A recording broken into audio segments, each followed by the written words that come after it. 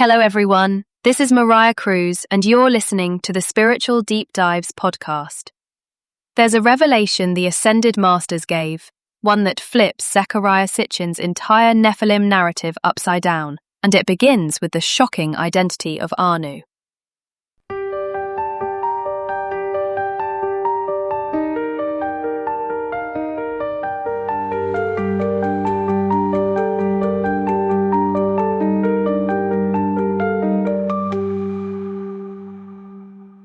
For thousands of years, there were ancient spiritual truths and mystical teachings passed down only to the highest initiates walking the path back to God.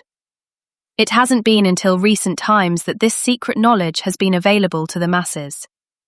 Our team spent over 40 years researching many diverse spiritual, religious, and scientific sources, recording the wisdom from the ascended saints and sages of East and West, tapping into the Akashic records, and calling on God's Holy Spirit to reveal the spiritual truths and science behind the unseen forces that govern our lives.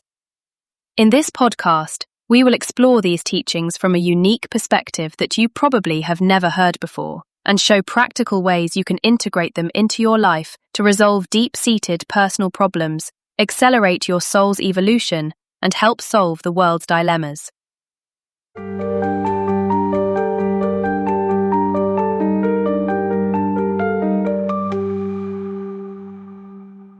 Let's continue with our series on fallen angels, Nephilim, and aliens. A quick note before we begin. If you're joining us for the first time, because of the sequential nature of this series, we recommend listening to the previous episodes first.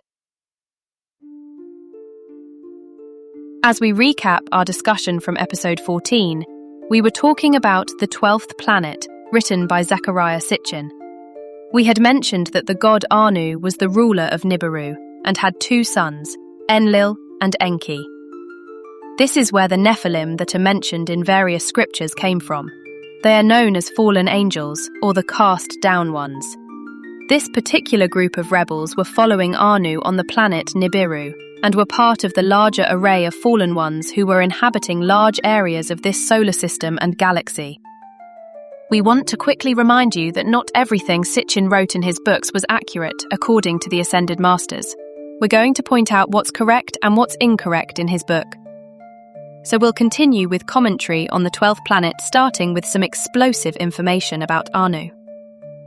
Believe it or not, according to a revelation given to us by the Ascended Masters, Anu was actually Peshawalga reincarnated. If you recall from episode 3, Peshawalga was the one who started the whole condemnation. His son died, and so he condemned God and hierarchy because they wouldn't bring him back. We also know that there were dark forces that he turned to in an attempt to bring his son back to life, which failed. Peshawalga was also responsible for influencing Lucifer to rebel. He was a friend of Lucifer. He knew him from the beginning. That's where it all started, at least in terms of the historical knowledge that we have been made aware of. So to keep things in chronological order, Peshawalga started his rebellion over 200 million years ago, but we are now discussing a time around 450,000 years ago, when Peshawalga was reincarnated as the ruler god Anu on Nibiru, with his sons and Nephilim followers, who then travelled here to planet Earth in their spacecraft. So Peshawalga, as we're going to discover, lost a lot of the momentum from the time he had first engaged Lucifer until recently. It was all gone. So what did Anu and his sons do?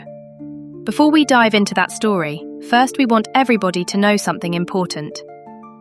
In episode 12, we talked about the final judgment that occurred in 1975 of Lucifer and Satan's second death in 1982. Well, at the end of 1984, Peshawalga was also taken by the forces of light, where he went through the final judgment and second death. This individual was cancelled out, just as were Lucifer, Satan, and many other fallen ones and Nephilim. The cycle had ended. They never repented. They did not bend the knee to the Christ. They stayed on the dark side and continued their momentum of spreading evil and chaos throughout the galaxies. Therefore, the original rebel Peshawalga is no longer taking reincarnation, and from what we were told, neither is his consort, his twin flame. Also, anyone who followed Peshawalga, sometimes referred to as his seed in biblical terms, were also taken to the second death. We felt it important to say this because we don't want those listening to think that the heavenly hierarchy, angelic host and God Almighty, are just sitting around watching all the havoc being wreaked on this planet and others without doing anything about it. I'm sure many who watch what's happening around the world are thinking, how long, O Lord? How long is this going to continue? When will all this evil be gone from this planet? Well, there's still evil at work, but it wasn't always like this, and it won't be like this forever. As we said before, their time is up. Millions are being taken to their final judgment, never to return to embodiment again. So continuing, when the Nephilim, under the auspices of Anu and his sons, came to Earth, they indeed wreaked havoc for a while. It's been going on a very long time for us, but in the cycles of time for the angelic hosts and ascended beings, it was really no time at all. It's just a very short period. And we have to remember that these fallen ones are relegated only to the physical, mental, and the astral planes. They cannot go anywhere else. That's why they travel in spacecraft. In order for them to move from galaxy to galaxy, they cannot, like an ascended master, bilocate or multiply themselves millions of times over and be everywhere at once. They have to use spacecraft to move from one place to another, land or deploy other crafts. They also have robotic clones to move their crafts from point A to point B. We're bringing this up because all over the internet, people think these aliens have so much power. In one sense, they are aliens from other planets, but they do not look like the Greys or the reptilian race that people often talk about. We haven't talked much about UFOs yet, but just want to make clear that alien could simply mean an evolution that was on another planet and came to Earth. They were not indigenous to this planet. There was no divine evolutionary cycle derived from God, the angels, or the heavenly hierarchy assigning these individuals to Earth to evolve. They came here without being invited. The fact that they were not stopped from coming to Earth points to what we explained in episode 2, and that is that the evolutions of Earth had already been spiritually compromised to such an extent that the aura of protection around the planet was removed. This was due to the free will choices by the people of this planet who followed Peshawalga and Lucifer, went to the dark side and lost their connection to the God source. An ascended master once stated, "When you lose your perfection, you lose your protection." This applies to an individual or to an entire planet. So Earth had lost its perfection a long time ago, and therefore its protection from whoever wanted to invade us was also gone. So the people of Earth were vulnerable to these fallen angels and other entities. So Peshawalga, aka Anu, his sons and their retinue of Nephilim had come to Earth and decided to create a slave race to do mining work for them. The Anunnaki, who were the servants of the Nephilim, were considered gods by the people of Earth when they got here. These Anunnaki did not want to do the work, so they decided to create a primitive worker to do all the mining for them. So Sitchin's book goes into great detail how they genetically engineered a slave race that they called primitive workers. We won't go into too much detail, but we'll say that they created this slave race by combining the genes of the Nephilim Anu, Enlil, and Enki with the egg of female Homo erectus. That egg was placed into what they called a birth goddess, meaning ordinary Nephilim women who volunteered to bring forth these workers. Now, there were much more advanced ways that had been used previously to create mechanized beings, but according to this book, this was the specific method used by the Nephilim from Nibiru. So what did the genes of the Nephilim and the egg of a female Homo erectus produce? Well, it created a species that we know today as Homo sapiens. And of course, this particular species has reincarnated to the present day. They eventually multiplied, although originally they weren't supposed to reproduce. There are misconceptions about evolution on this planet because Homo erectus itself was a genetically engineered creature. They were not the creation of God. They were godless. They had no divine spark. The concept of combining genetics was a knowledge that the fallen ones from Nibiru knew. They knew that if you mixed the seed of the Nephilim with this creature called Homo erectus, it would entrap the light that they still had as fallen angels. Remember, just because they are fallen angels doesn't mean they don't still carry the light of God within their genetic code and seed. So once they mixed the light of God into an animal creation, that animal became inhabited with light, and therefore developed a tendency to move towards the light, although very slowly because they still didn't have a divine spark of their own, nor did they have a soul. These Nephilim knew that they had just entrapped the light, and now it had to evolve through this creation. However, in his writings, Zecharia Sitchin claims that Homo erectus was the product of Darwinian evolution, but in fact, Homo erectus was already on Earth around 450 to 320,000 years ago, and that's why the Nephilim used this species to create their slave race. It's worth noting that this type of experimentation with various creatures by these fallen angel scientists had been going on for at least 12 million years, according to Elizabeth Clare Prophet. When we say fallen angel, it doesn't mean that the angel isn't brilliant in science and technology. Some of them fell with tremendous knowledge and momentums. Prior to their fall, they were scientists. They understood creation in the heaven world, and when they fell, they didn't suddenly lose that knowledge, they simply began using it for nefarious purposes. So when we're talking about Darwinism, it's also been stated that the creatures that are the alleged ancestors of Homo erectus, the hominids, were brought here or genetically engineered either on Earth or were brought here from other planets, genetically engineered there, then dropped off here just to see what would happen. Their creators would return after perhaps 1 million years to observe what changes occurred in their creation. If we Google our alleged ancestors, we're going to see creatures that are so far away from the divine matrix of man that it's somewhat ridiculous to think that this is our evolutionary origin. And then there's the missing link question, which we might talk about later. But here is what Mrs. Prophet said regarding this particular subject. After millions of years of intermingling of the races and the law of reincarnation itself, and also the further complication of angels of light volunteering to take over and enter and evolve through the bodies created by the fallen ones, there is no way of telling what the origin of an individual is except by the presence of the divine spark within the temple. So we have to start realizing that we are not derived from the Nephilim's creation of Homo sapiens. Most people believe that what we look like now is simply the result of the evolutionary process of that creation. But here's another point of clarity from Mrs. Prophet that she gave in 1981. Right now, the real statement of creation does not exist anywhere for anyone to read, not even in Sitchin's book, because Sitchin draws the conclusion that everybody on Earth is therefore the descendant of the blend of Homo erectus and the Nephilim. Of course, our statement, which is that of the Ascended Masters, is that we, the sons of God, those who have the divine spark, the children of the light, and those who came on the rescue mission, the angels who accompanied them, arrived intact with these bodies from other planets and systems of worlds, and our evolution comes from our lineage going directly back to Elohim, the creative gods. And this missing link is not inscribed in the Akkadian cuneiform tablets of the Near East, because the Nephilim definitely took care to see to it that the record of the coming of the ones who were not the fallen ones would be nowhere inscribed. It will take the missing links of the Ascended Masters' teachings to re-establish the esteem in the people of light on this planet, that they are not the product of an animal creation, experimental test tube life that was done by the Nephilim. Even so, there were certain angels of light who, as an act of personal sacrifice, chose to embody in the forms of some of these mechanized men in order to raise them up, but they waited until their form and evolution was more refined and had developed a higher intelligence and mind.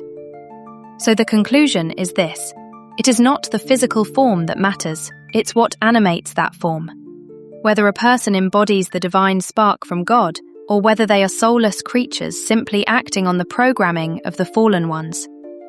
If God so chooses through the determination by his angels to embody in a form such as we have described, ultimately the light of that angel will win out. This is a very powerful statement that all those who carry the light of God should become aware of, that we were not evolved from ape-like creatures when the ape itself was genetically engineered and mixed with humans. This revelation from the Ascended Masters changes everything we have been taught about evolution. So the point we're making is, we have two types of beings on Earth. 1. We have the Homo sapiens, who are various robotic or mechanized creations that have no soul, no God source. And 2. We have the sons and daughters of God, the children of light who have a direct connection to God through the divine spark he placed in their hearts from the very beginning.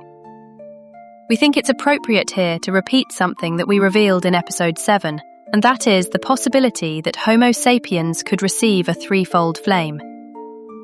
We know from the teachings of the Ascended Masters that at least during the Piscean Age, which basically ended around 2001, that this could occur. During this time, from the birth of Jesus up until the conclusion of that age, Homo sapiens could receive a threefold flame, specifically if they accepted Jesus as their savior. That is why the Christian dispensation spread the command, "Go forth and teach all nations." Because if someone had lost their threefold flame, who were perhaps originally a child of God, or if they were of the Homo sapiens or robotic races who never had this divine spark, they could, by the seed of light within them, receive a threefold flame. This would mark the start of a new evolution, in which eventually they could be gifted with an actual divine self, a God source. We don't have statistics on when or how many achieved this, nor do we know that, since the Piscean dispensation has ended, if this opportunity is still available. What we do know is that it did exist during the age of Pisces. The tremendous opportunity given by the heavenly hierarchy to these unfortunate beings who were originally created artificially, yet could still receive a divine spark, is a great mercy extended by the karmic board and other cosmic councils. We're talking about Homo sapiens around 250,000 years ago, now refined over time simply by the light used in their creation. Eventually, those councils had to decide if these animated beings could become ensouled. Now, we'll leave off the 12th planet for a while and move into some history about certain other planets. If you really want to know what Enlil and Enki did to this planet and all the preposterous things they set in motion, we encourage you to read the 12th planet. Sitchin wrote many books, but this one is the foundational volume that digs deeper into everything we've just discussed. From the history we have of this solar system that was given to us by the Ascended Masters, we know that serious events occurred. One such event had to do with what was once a planet, but is now an asteroid belt located between Mars and Jupiter. It was the planet called Maldek, which we were told had exploded due to the misuse of nuclear energy. There was war in this solar system among Earth, Mars, and Maldek. We don't have an exact date, but it was likely millions of years ago. In fact, Mars also has an interesting history. We were told that the civilization that developed on Mars was magnificent, almost like ancient Egypt, with tremendous temples and sacred architecture. However, it was taken over, its etheric body was removed, and it now stands desolate, just as other planets were left. So the Ascended Masters gave us yet another fascinating revelation. Interestingly, an author named Joseph Farrell, who does not study the Masters' teachings, wrote a book called The Cosmic War. In it, he attempts to prove that there indeed was war in the solar system, having concluded what the Ascended Masters also told us, that there was a planet in orbit between Mars and Jupiter that has exploded, leaving the asteroid belt we see today. Farrell, in another book, Interplanetary Warfare, Modern Physics and Ancient Texts, goes back to the Sumerian writings, just as Sitchin did, and tries to prove through physics and ancient evidence that such wars actually did take place. If you do read The 12th Planet, Sitchin also discusses the planet Nibiru, how it came into our solar system, and that its arrival was part of the creation of the asteroid belt. Before we end this episode, we just want to mention that as we hear all these fantastic stories, ultimately you have to conduct your own studies, either of the teachings by the Ascended Masters that were recorded by Mark and Elizabeth Clare Prophet, or books by authors such as Sitchin and Farrell. Then make your own attunement, because really, we are taught by our own higher self. We are taught by the divine spark within us. We don't want to tell anyone that this is the way it was. Rather, you should use your own discernment and decide within yourself what did happen. There are very strange anomalies in our solar system which we'll continue with in the next episode, discussing the situations and what happened to the evolutions that were on those planets. So thanks for following us this far. We have more very fascinating information to reveal.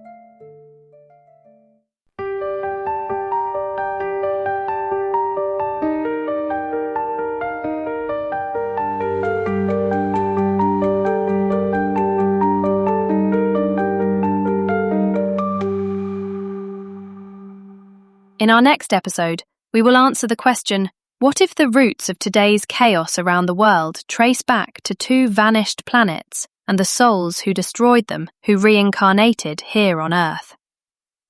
Thank you for listening to Spiritual Deep Dives. If you like this content, please like and subscribe to our podcast. We'll catch you in the next episode.